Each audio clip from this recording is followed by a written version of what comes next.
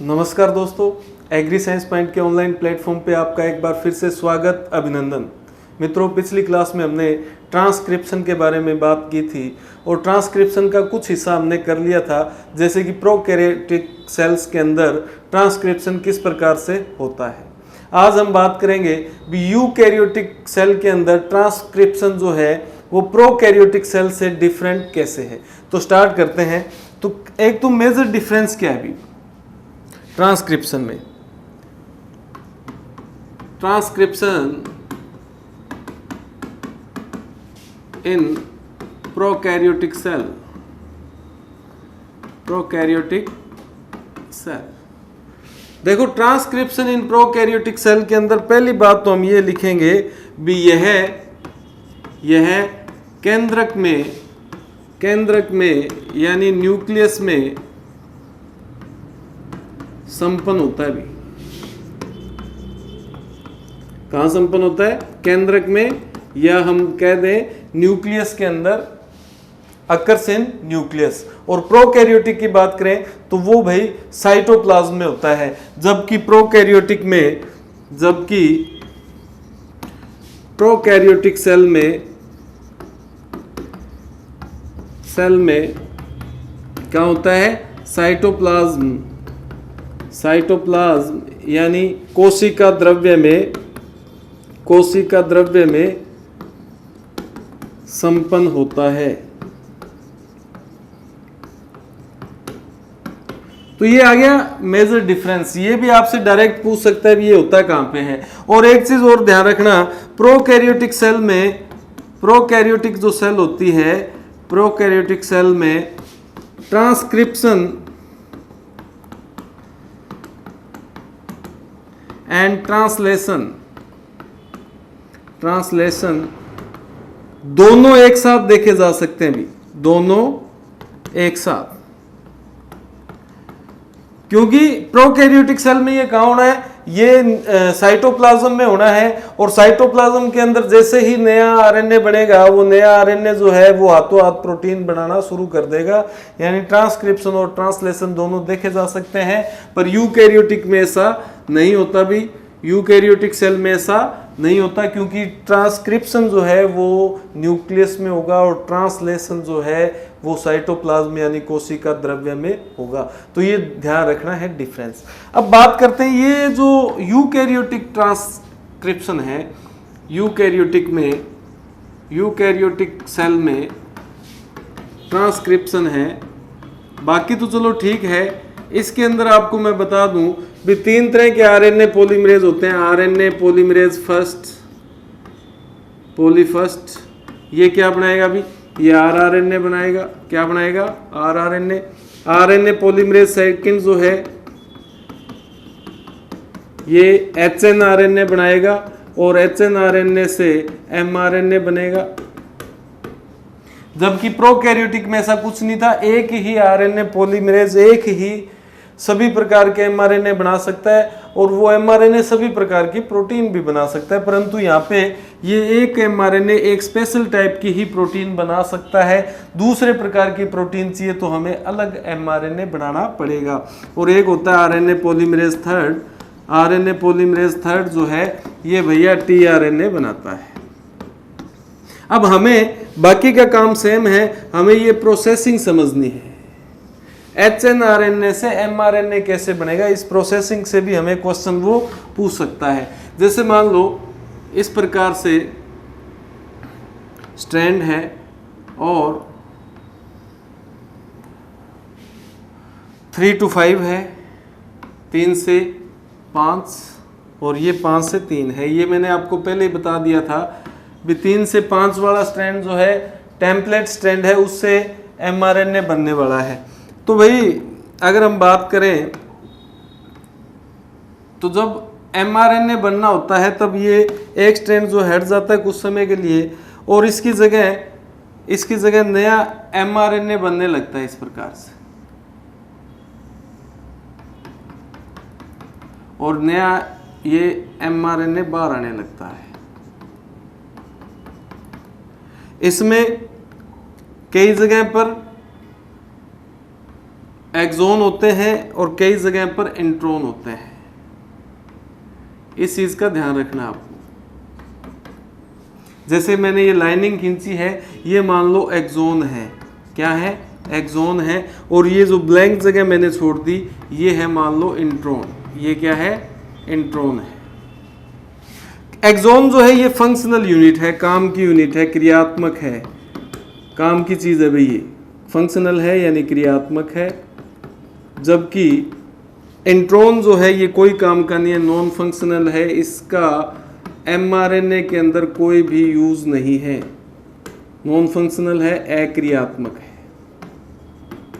और हमें एमआरएनए ऐसा चाहिए जिसके पास सारा का सारा क्रियात्मक भाग हो, सारी की सारी काम की चीजें हो, बिना काम की कोई भी चीज ना हो। अब ये इस प्रकार का आरएनए जो होता है ये एचएनआरएनए होता है भी। क्या होता है? एचएनआरएनए यानी हेटेरोजीनस न्यूक्लियर आरएनए, जो नया नया भी बना है। अब हमें इस एचएनआरएनए से एमआरएनए बनाना है, मैसेंजर आरएनए बनाना है। इस प्रोसेसिंग से क्वेश्चन आएगा। तो अब जैसे ये बन तो गया भाई, अब हमें पता है भी इस प्रकार से डीएनए के स्ट्रैंड से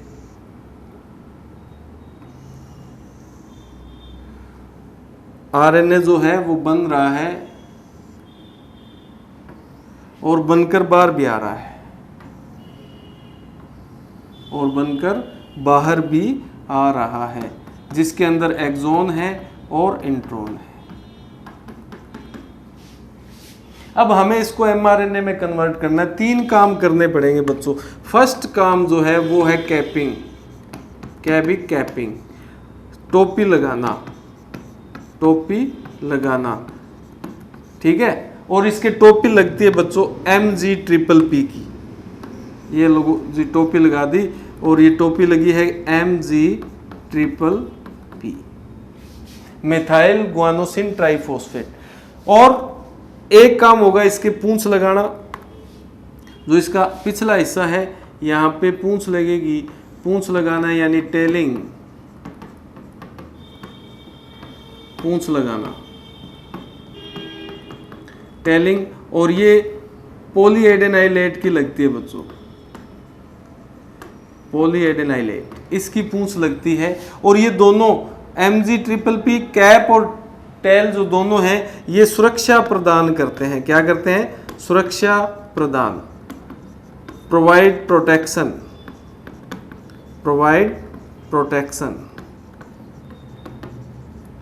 ठीक है। किसके रिगार्डिंग? न्यूक्लियस एंजाइम के कारण, ताकि न्यूक्लियस एंजाइम इसको आगे और पीछे से खराब न कर सके। 2 काम हो गए। तीसरा काम बड़ा महत्वपूर्ण है। पहला काम कौन सा था?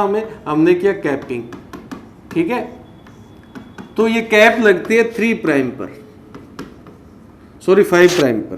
कैप किस पे लगेगी? 5 प्राइम पर लगेगी एमआरएनए के, क्योंकि 3 से 5 में 3 से 5 जो डीएनए का स्ट्रैंड है उससे बनेगा तो उल्टा बनेगा। 5 प्राइम पर किसके? एमआरएनए के। किसके? एमआरएनए के 5 प्राइम पर किसकी? Methyl guanosine, guanosine triphosphate, triphosphate की कैप लगती है, जो न्यूक्लियस, जो केंद्रक में पाए जाने वाला न्यूक्लियस है, जो आरएनए और डीएनए को खराब कर सकता है, न्यूक्लियस एंजाइम से इसे बचाता है, इसे बचाता है। अगर सेल के अंदर न्यूक्लियस एंजाइम हुआ तो वो इसको आगे से कहीं खराब ना कर दे। तो 5 प्राइम पर कैप लगती है। नंबर 2 टेलिंग, पूंछ लगना भी, टेलिंग पूंछ लगना। तो पोली ए की पूंछ लगती है। ये भी क्या करेगी? सुरक्षा प्रदान करेगी, प्रोटेक्शन, प्रोटेक्शन देगी। किससे? न्यूक्लियस से। किससे? न्यूक्लियस एंजाइम से प्रोटेक्शन प्रोवाइड करेगी। अब अगला जो तीसरा महत्वपूर्ण मोस्ट इंपोर्टेंट काम जो है, third most important most important ये काम क्या है, ये होता है बच्चों स्प्लाइसिंग। स्प्लाइसिंग, इससे क्वेश्चन आ सकता है भी आपके, स्प्लाइसिंग क्या है? स्प्लाइसिंग यानी इंट्रॉन को हटाना, इंट्रॉन को हटाना व एक्सॉन को पुनः जोड़ना। यानी ये जो बीच बीच में हमने कहा था भी बिना काम का भाग है, या मैं इसको कलरफुल बना दूं किसी से ताकि आपको डाइट ना हो, यानी ये ब्लू कलर जो है ये इंट्रॉन है। क्या है? इंट्रॉन है, ये हमें नहीं चाहिए। तो इसको क्या कर दो बच्चों, इसको काट दो, यहां से, यहां से, यहां से, इसको काट दोगे। Removal of intron, removal of intron. तो ये रिमूवल ऑफ इंट्रॉन जो है ये स्प्लाइसिंग कहलाता है, ये ध्यान रखना। ठीक है, रिमूव करने के बाद में एक्सॉन को ठीक है लाइगेज एंजाइम की मदद से, लाइगेज एंजाइम की मदद से पुनः जोड़ देते हैं।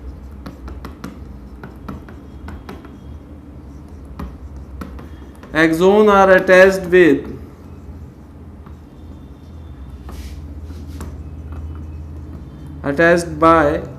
ligase, क्योंकि आपको पता है आणविक गोंद है, मॉलिक्यूलर ग्लू है।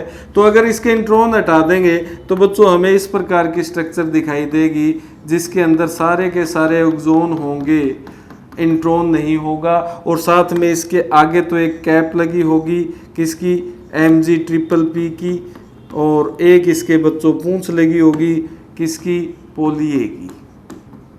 अब ये तीन काम हो गए।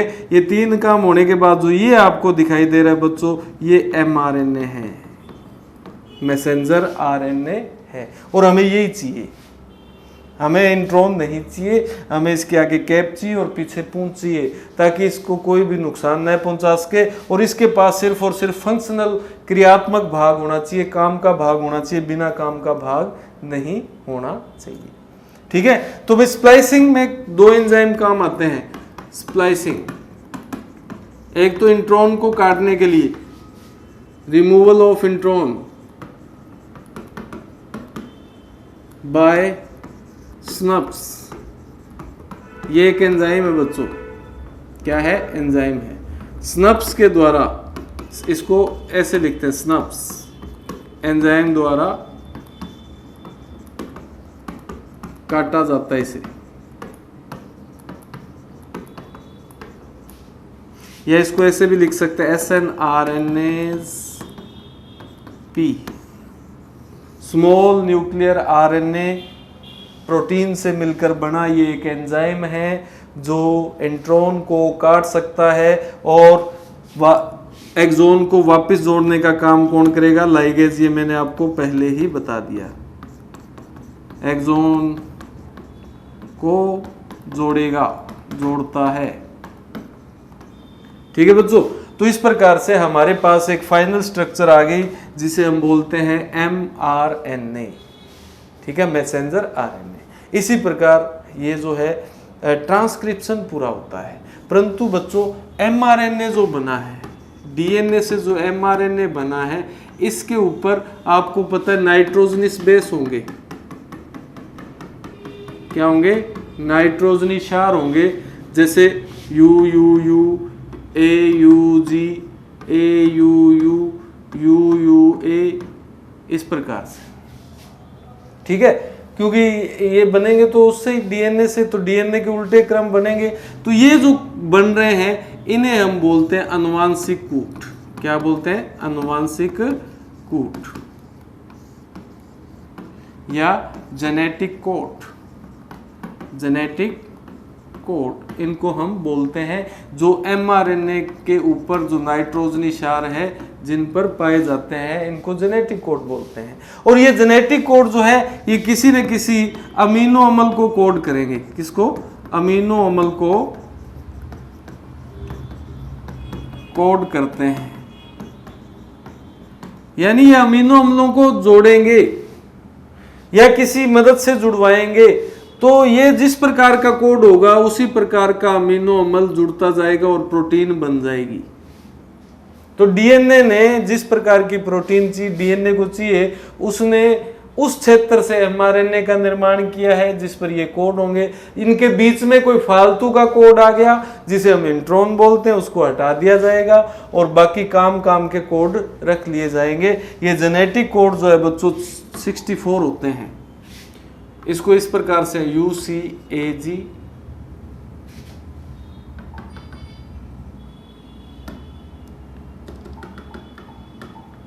इस प्रकार आप घर पे ट्राई कर लेना। मैं एक बना देता हूं UCAG,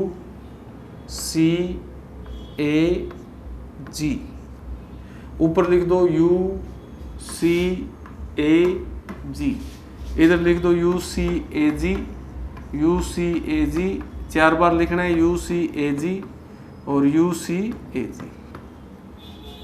अब ये इस प्रकार से आपको कोड बनाने हैं। पहले इसका बनाओ UU, इनको काउंट करना है, पहला, ये पहला, तो ये आ गया UUU पहला कोड। दूसरा कोड UU, ये दूसरा काउंट करना है UUC, तीसरा वहां पे तीसरा काउंट UUA, UUG। ऐसे इसके बनाओ CUU, CUU, CUC, CUA, CUG। अब इसका बनाओ AUU, AUC, AUG, sorry A और AUG। अब यहाँ पे ये कोड जो है वो सबसे महत्वपूर्ण है, AUG। ये स्टार्ट कोडोन होता है बच्चों। क्या होता है? Start codon. स्टार्ट कोडोन होता है यानी किसी भी जब अनुवादन स्टार्ट होगा, जब प्रोटीन बनने लगेगी, तो सबसे पहला कोड AUG होगा उस पे, और ये मिथ्योनिन को कोड करता है। किसको कोड करता है? मिथ्योनिन। इसी प्रकार GK बना सकते हो, GUU, GUA, GUC, GUG। GUG भी रेयरली स्टार्ट कोडोन है, रेयरली स्टार्ट कोडोन है, और ये वैलीन को कोड करता है भी। किसको कोड करता है? वैलीन को। तो आपको सारे याद नहीं रखने किसको कोड करता है, इतना डीप वो आपसे पूछेगा भी नहीं, हमें समय भी वेस्ट नहीं करना है। हमें कुछ, मैं आपको कोड बता रहा हूँ, एक तो ये आपका आ गया GUG और एक AUG। ज्यादातर तो AUG होगा, पर कई केसेस में GUG भी देखा गया है एज ए स्टार्ट कोडोन। अब यहाँ पे ए कोड यहाँ पे बनेगा UAU, UAC, UAA, UAG। 2 code ये बन गए, और एक अंतिम कोड यहाँ पे बनेगा इसका GUU, U वाला बनेगा भी UGA, sorry UGA, UGC, UG, ये UGU है, ये UGA है, UGG। तो यहाँ पे ये 3 कोड जो है ये इंपॉर्टेंट है। ये UAA, UAG, UGA, ये तीनों के तीनों बच्चों स्टॉप कोडोन है। क्या है? स्टॉप कोडोन है, और ये किसी भी अमीनो अम्ल को कोड नहीं करेंगे, अमीनो अम्ल को कोड नहीं करेंगे। तो यहाँ पे डिफरेंस आपसे पूछ सकता है, स्टार्ट कोडोन किसी न किसी अमीनो अम्ल को कोड करते हैं, जबकि स्टॉप कोडोन किसी भी अमीनो अम्ल को कोड नहीं करते। इसका मतलब अगर आपके एमआरएनए पर ये 3 में से कोई कोड आ गया तो अनुवादन वही बंद हो जाएगा। ये बातें हो सकता है कई स्टूडेंटों को अभी इतनी समझ नहीं आ रही होगी, पर जैसे जैसे हम ट्रांसलेशन करेंगे तो ये चीजें हमें समझ आ जाएगी, परंतु यहाँ पता होनी चाहिए। तो 3 स्टॉप कोडोन है, 2 स्टार्ट कोडोन है, 2 में से ये मुख्य है, ये रेयरली है। ये तीनों स्टॉप कोड होने। याद रखने का तरीका क्या है, यू आया आया, यू आया गया, यू गया आया, यू आया आया, यू आया गया, यू गया आया। इस तरीके से उल्लू, यू से उल्लू बना लो, उल्लू आया आया, उल्लू आया गया, उल्लू गया आया। तो किसी भी तरीके से हमें याद रखना है और ये भी हमें याद रखना है। बाकी के 64 बनेंगे, ये आपको प्रैक्टिस करके आज बनाने हैं, ठीक है। इनको अच्छे तरीके से बना देना, फिर समस्या नहीं आएगी। अब बात आती है बच्चों अनुवादन की। अनुवादन यानी ट्रांसलेशन, ये हमारा अंतिम टॉपिक है। अनुवादन सीधी सी बात है भैया, आरएनए से प्रोटीन का बनना, आरएनए से किसका बनना, प्रोटीन का बनना ट्रांसलेशन या अनुवादन कहलाता है। तो इसके लिए आवश्यक पदार्थ कौन कौन से हैं? आवश्यक पदार्थ,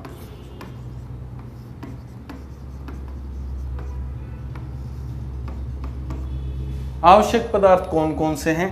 तो सबसे पहला आवश्यक पदार्थ तो हो गया भाई एमआरएनए, मैसेंजर आरएनए, या इसे आनुवांशिक आरएनए भी कहते हैं। भी क्या कहते हैं? आनुवांशिक आरएनए या जेनेटिक आरएनए भी हम कहते हैं, ठीक है। तो इसके पास डीएनए की सूचना होती है, डीएनए की सूचना होती है, इसलिए इसको आनुवांशिक आरएनए कहते हैं।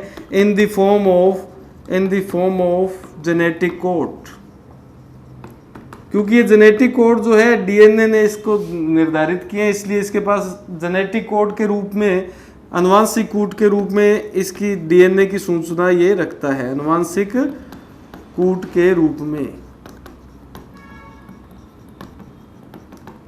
ये सूचना रखता है डीएनए की, इसलिए इसको आनुवांशिक आरएनए भी हम कहते हैं, ठीक है। पहली चीज होगी एमआरएनए। दूसरी चीज अमीनो अम्ल, ये भाई अमाइनो एसिड, ये कोशिका में पाए जाते हैं। जो आप प्रोटीन लेते हैं उसको पहले हमारी बॉडी डाइजेस्ट करती है, कुछ एसेंशियल होते हैं, कुछ नॉन एसेंशियल होते हैं, यानी जो आपने खाए उनको पहले बॉडी डाइजेस्ट करेगी, सभी अमीनो अम्ल को अलग अलग डिवाइड कर देगी और फिर सेल में भेज देगी। तो हम ये भी कह सकते हैं occur in cellular pool, occur in cellular pool, ठीक है। तो अमीनो अम्ल पाए जाते हैं, ये भी हमें चाहिए। तीसरी चीज कौन सी चाहिए भी? तीसरी चीज हमें चाहिए आरआरएनए। क्या चाहिए भी? आरआरएनए, ठीक है। ये राइबोसोम बनाएंगे, राइबोसोम बनाते हैं। तो हमें ये भी कह सकते हैं भी हमें तीसरी चीज जो है वो राइबोसोम चाहिए। तीसरी चीज क्या चाहिए? राइबोसोम चाहिए। तो राइबोसोम जो है आपको पता है प्रोटीन फैक्ट्री होते हैं भी,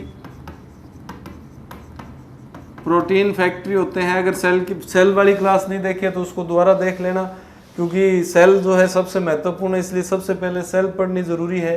प्रोटीन फैक्ट्री क्योंकि ये सबसे अच्छा उपलब्ध स्थान कर देते हैं और जिसके कारण प्रोटीन आसानी से बन जाए। तो राइबोसोम जो है ये किससे बने होते हैं? अभी आपको पता चल गया, आरआरएनए प्लस प्रोटीन से मिलकर बने होते हैं। दो प्रकार के होते हैं, एक तो आपको पता है 80S और एक होते हैं 70S। अब यहां से क्या क्वेश्चन आएगा बच्चों? जो 80S राइबोसोम है इसकी दो उप इकाइयां हैं, बड़ी और छोटी, और जो 70S है इसकी भी दो सब यूनिट्स हैं, बड़ी और छोटी। ये 80S जो बड़ी उप इकाई है, ये इसका मतलब यहाँ पे स्वेडबर्ग है। मैंने पहले भी आपको सेल वाली क्लास में ऑलरेडी बता दिया है स्वेडबर्ग। ये किस 60S की बनी होती है और ये 40S, ये 50S एंड ये 30S। अब इसमें आरएनए किस प्रकार का होगा, इसके अंदर भैया 28S rRNA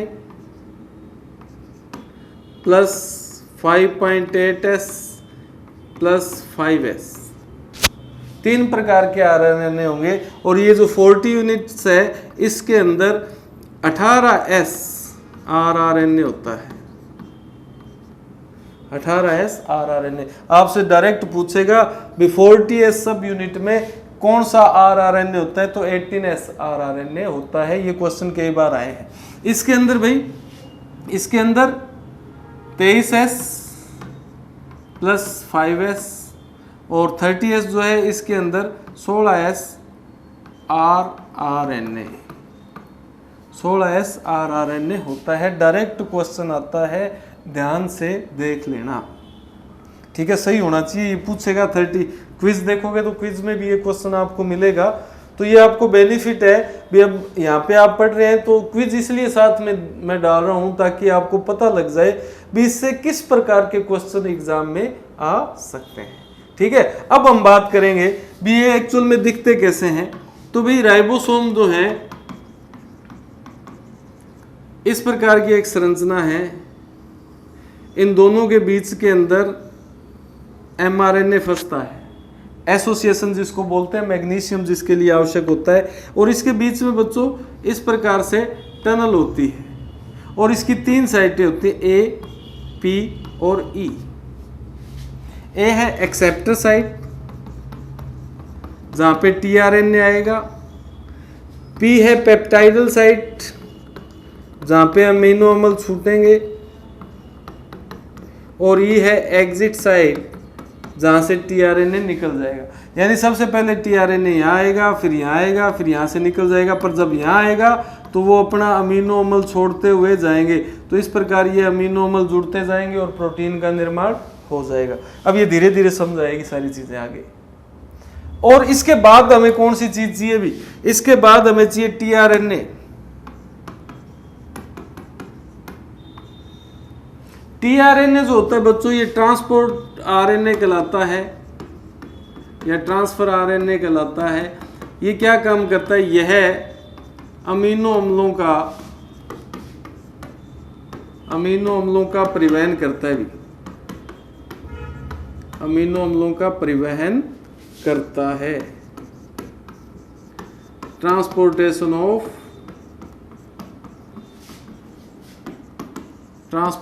of amino acid. किस प्रकार का दिखता है, इस प्रकार का दिखता है टीआरएनए।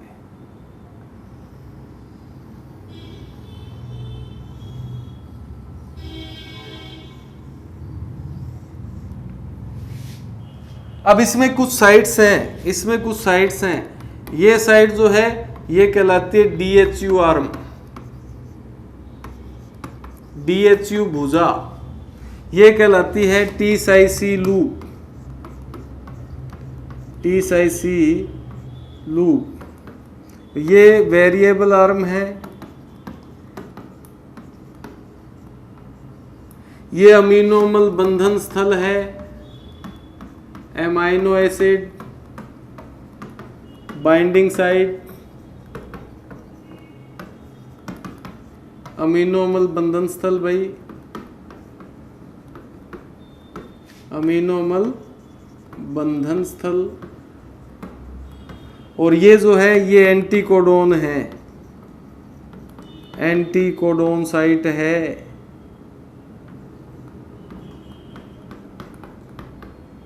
जो कि एमआरएनए से जुड़ती है। तो यहाँ पे क्वेश्चन क्या आएगा, ये एंटीकोडोन साइट जो है किससे जुड़ेगी, एमआरएनए से। ये जो डीएचयू आर्म है ये जुड़ती है भैया एमिनो एसाइल टीआरएनए सिंथेटेज से। एमिनो एक एंजाइम है, एसाइल टीआरएनए सिंथेटेज। तो भैया इंग्लिश में यही नाम है, हिंदी वाले बच्चे घबराना मत, इसको टी सी लूप ही कहते हैं। ये जो है ये राइबोसोम अटैचिंग साइट है, भी इससे राइबोसोम जुड़ेगा। और यहाँ पे कौन जुड़ेगा, यहाँ पे आपका अमीनो अम्ल होगा, एमाइनो एसिड होगा। ठीक है भाई। तो इस प्रकार से ये टीआरएनए हो गया। और जो अंतिम भाग है इसका भी हमें क्या चाहिए, हमें अंतिम रूप से जो चाहिए वो है एमिनो एसाइल, एक एंजाइम है एमिनो एसाइल टीआरएनए सिंथेटेज, हमें ये एंजाइम चाहिए। और यह एंजाइम जो है, यह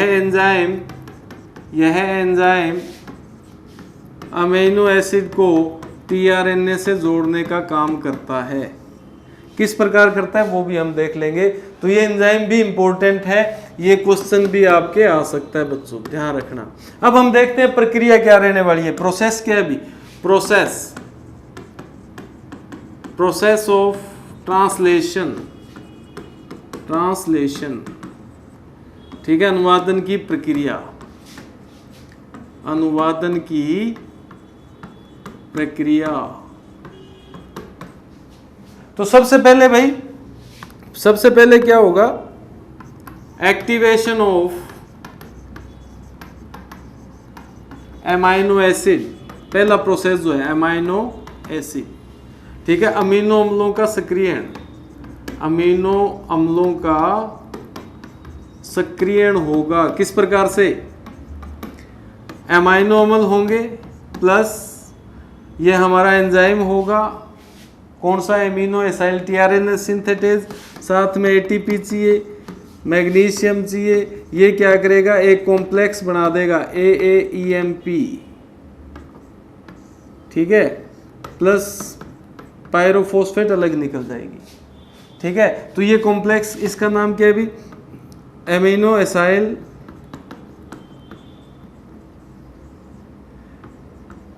एडेनाइलेशन कॉम्प्लेक्स, यानी एक कॉम्प्लेक्स बन गया अमीनो एसाइल एडेनाइलेशन संकुल, कॉम्प्लेक्स को संकुल बोलते हैं, संकुल बन गया।